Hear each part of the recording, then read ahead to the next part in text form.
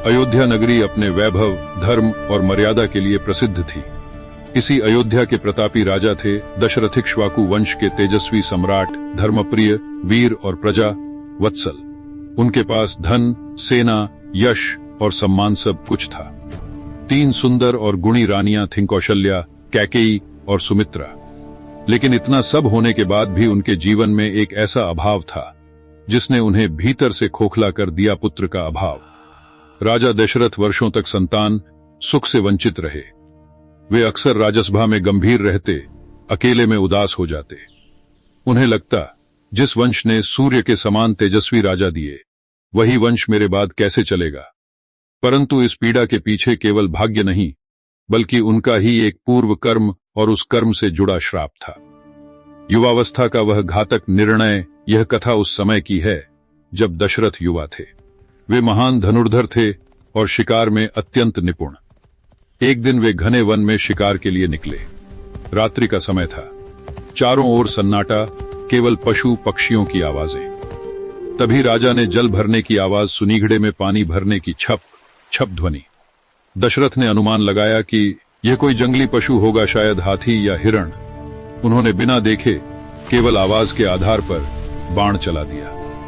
बाण सीधा लक्ष्य पर लगा, पर अगले ही क्षण जंगल में गूंज उठी एक करुण चीख, हा राम, मैं मर गया। दशरथ का हृदय कांप उठा। वे दौड़ते हुए उस स्थान पर पहुंचे तो देखा एक युवक भूमि पर पड़ा तड़प रहा है। वह कोई पशु नहीं, बल्कि एक तपस्वी पुत्र था, श्रवण कुमार। श्रवण कुमार माता पिता की जीवित सेवा, मूर्ति श्रवण कुमार अंधे माता पिता का एकमात्र पुत्र था। वह उन्हें कंधों पर बिठाकर तीर्थ यात्रा करवा रहा था। उसी क्रम में वह नदी से पानी भर रहा था। राजा दशरथ स्तब्ध रह गए। उनके हाथ कांपने लगे। उन्होंने रोते हुए पूछा, वत्स, मुझसे भारी पाप हो गया। बताओ, मैं तुम्हारा अपराधी हूं। तुम्हारी कोई इच्छा? मरणासन्न श्रवण कुमार ने कहा, राजन, मेरे माता पिता अंधे हैं। वे मुझे पुकार रहे होंगे। कृपा करके उन्हें सच बताइए और यह जल उन्हें पहुंचा दीजिए। दशरथ कांपते हुए श्रवण कुमार के माता पिता के पास पहुंचे। जैसे ही उन्होंने अपने पुत्र की मृत्यु का समाचार सुना, उनका हृदय फट गया। माता विलाप करने लगी, जिस पुत्र ने हमें आंखों की तरह संभाला, वही चला गया। पिता ने कांपती आवाज में कहा, राजन, तुमने अज्ञान में हमारा सर्वस्व छीन लिया।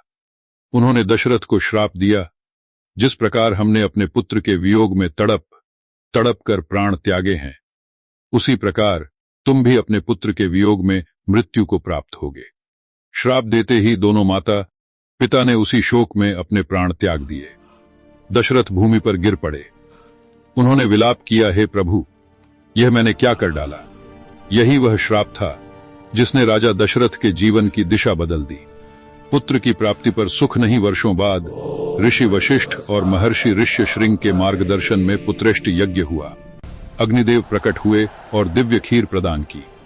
उस यज्ञ के फलस्वरूप जन्मे राम कौशल्या से, भरत कैकेयी से, लक्ष्मण और शत्रुघ्न सुमित्रा से, अयोध्या आनंद से भर उठी। राजा दशरथ ने सोचा, अब मेरा जीवन पूर्ण हुआ। राम बड़े हुए, मर्यादा, करुणा और धर्म के साक्षात स्वरूप। दशरथ राम को देखकर भूल जाते कि वे राजा हैं, वे केवल पिता बन जाते। लेकिन श्राप मौन नहीं था। कैकेयी के 2 वरदान और नियति का खेल, राम के राज्याभिषेक की तैयारी हो रही थी। तभी कैकेयी ने अपने 2 वरदान मांगे, भरत को राज्य, राम को 14 वर्ष का वनवास। दशरथ स्तब्ध रह गए। उनका हृदय चीख उठा, यह क्या अनर्थ हो गया। वे राम के बिना जीने की कल्पना भी नहीं कर सकते थे। उन्होंने बार बार कैकेयी से विनती की, लेकिन धर्म के बंधन में बंधे थे। राम ने शांत भाव से कहा, पिताजी, आपकी आज्ञा मेरे लिए वेद के समान है। श्राप का पूर्ण होना। जिस क्षण राम वन गए, राजा दशरथ टूट गए। उन्हें वही दृश्य दिखने लगा, श्रवण कुमार के माता पिता का विलाप। रात्रि में वे कौशल्या से बोले, मुझे अपना वह पाप याद आ रहा है। आज मैं भी पुत्र वियोग में जल रहा हूं। और उसी शोक में राम का नाम लेते लेते राजा दशरथ ने प्राण त्याग दिए। श्रवण कुमार के पिता का श्राप पूर्ण हुआ। निष्कर्ष, क्यों नहीं भोग पाए पुत्र सुख। राजा दशरथ को पुत्र मिले, लेकिन पुत्र सुख नहीं, क्योंकि एक अज्ञानवश किया गया कर्म भी भाग्य बन जाता है। धर्म और अधर्म का फल टलता नहीं, और माता पिता की सेवा का महत्व रामायण हमें सबसे पहले यही सिखाती है। दशरथ की कथा हमें सिखाती है राजा होना आसान है, पर कर्मों से मुक्त होना नहीं।